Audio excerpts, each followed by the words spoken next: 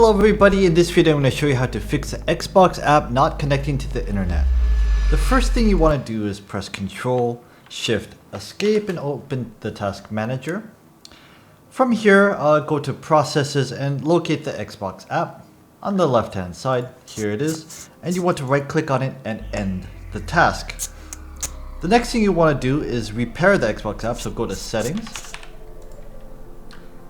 go to Apps, Installed Apps, and find Xbox. And from here you want to click on the three dots, go to Advanced Options, and click on Repair and Reset, and then wait for it to finish, and then restart the gaming services. The next thing you want to do is open Windows, type in Services. In the Services window, scroll down until you see Gaming Services. And there might be two versions of this. For each one, you want to right click on it and hit Restart. And wait for it to finish, and this one to hit Restart. And then relaunch the Xbox app and see if it connects to the internet.